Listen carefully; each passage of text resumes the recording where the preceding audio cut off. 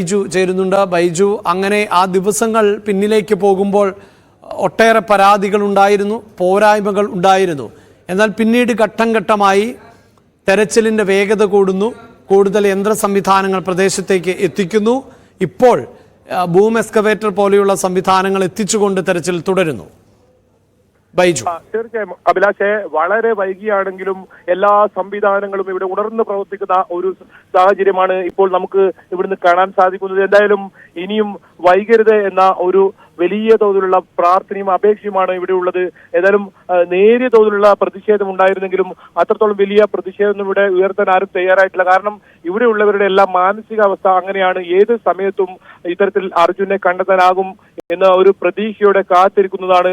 പലരുടെയും മുഖത്ത് നിരാശയാണ്.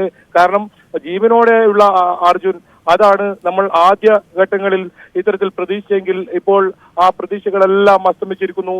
ഇനി ഏതായാലും ഇത്തരത്തിൽ അവസാനമായി ഒരു നമുക്ക് കാണാം, അർജുനെ തിരിച്ചു വേണം എന്ന ആവശ്യമാണ് ഇപ്പോൾ ഉയരുന്നത്. അതുകൊണ്ട് തന്നെ കോടതി പോലും ഇടപെടുന്ന സാഹചര്യം, അത്തരത്തിൽ വലിയ തോതിലുള്ള സമ്മർദ്ദം നമ്മൾ ഈ തുടക്കം മുതലേ തന്നെ ഇവിടെ ഓരോ കാര്യങ്ങളും ഇവരുടെ തെരച്ചിലിനിടയിൽ ഉണ്ടാവുന്ന ഓരോ പ്രവർത്തികളും അത് നമ്മൾ കൃത്യമായി ചൂണ്ടിക്കാട്ടി. അത്തരത്തിൽ നിരവധി സമ്മർദ്ദം ഉണ്ടായിട്ടാണ് ഈ ഏറ്റവും ഒടുവിൽ 9ാം നാൾ വലിയ തോതിലുള്ള ആധുനിക സംവിധാനങ്ങളുള്ള ഇത്തരത്തിൽ പരിശോധന നടത്താനുള്ള സാധനങ്ങളൊക്കെ കൊണ്ടുവന്നത്. ഏതായാലും ഇപ്പോൾ ബൂം അവിടെ എത്തിയിരിക്കുന്നു. ബൂം മെഷീൻ വെച്ചുള്ള മണ്ണെടുപ്പ് തുടങ്ങിയിരിക്കുന്നു എന്ന വിവരമാണ് നമ്മൾക്ക് അറിയാൻ സാധിക്കുന്നത്. ഏതായാലും ആ രീതിയിൽ ഈ നേരത്തെ സൂചിപ്പിച്ചതുപോലെ തന്നെ ഇവിടെ അയ്യപ്പൻ എന്ന് പറയുന്ന ആ കട, അദ്ദേഹത്തിന്റെ കടയുടെ പിറകിലും ഒപ്പം ഇരുവശത്തുമുള്ള ഇടങ്ങളിലാണ് ഇപ്പോൾ മണ്ണ് നീക്കം ചെയ്യുന്നത്. ഈ ബൂം മെഷീൻ ഉപയോഗിച്ച് 20 മീറ്റർ വരെ കരയിൽ നിന്നും മണ്ണെടുക്കാൻ പറ്റും. അത്തരത്തിൽ മണ്ണ് നീക്കം ചെയ്ത് ഈ മണ്ണ് മുഴുവൻ ഇവിടുന്ന് നീക്കം ചെയ്തതിനു ശേഷം അതിനടിയിൽ ലോറി ഉണ്ടോ എന്നതാണ് ഇപ്പോൾ പ്രധാനമായും പരിശോധിക്കുന്നത്. അതിനിടയിൽ തന്നെ മറ്റെവിടെയെങ്കിലും റഡാറോ അത്തരത്തിലുള്ള സിഗ്നൽ ലഭിക്കുന്നുണ്ടോ എന്ന പരിശോധനയും നടക്കുന്നുണ്ട്. ഏതായാലും നാവികസേനയുടെ നേതൃത്വത്തിൽ വലിയ തോതിൽ തിരച്ചിൽ പുഴയിൽ നടക്കുമ്പോൾ കരസേനയും അതിനൊപ്പം ചേരുന്നു.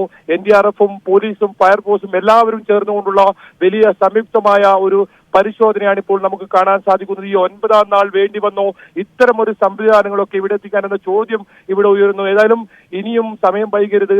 ഈ അർജുനെയും അപ്പോൾ ലോറിയെയും കണ്ടെത്തണം, എത്രയും പെട്ടെന്ന് കണ്ടെത്തണം. അത് കർണാടക സർക്കാരിനെ സംബന്ധിച്ചിടത്തോളം വലിയ പ്രതിരോധത്തിലായിരിക്കുന്നു. ഇനി ഒരു ദിവസം വൈകിയാൽ അത് കൈവിട്ട സ്ഥിതിയിലേക്ക് വലിയ പ്രതിഷേധങ്ങളിലേക്ക് വരും.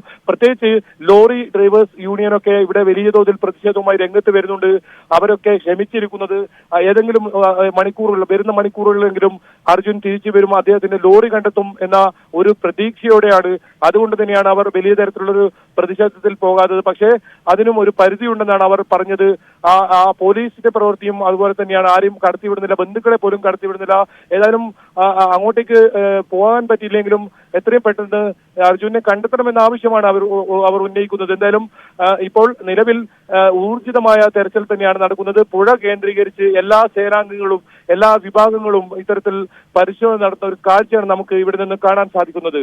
അഭിലാഷ്, അർജുനു വേണ്ടിയുള്ള തെരച്ചിൽ 9ാം ദിവസവും ഊർജിതമായി തന്നെ തുടരുകയാണ്.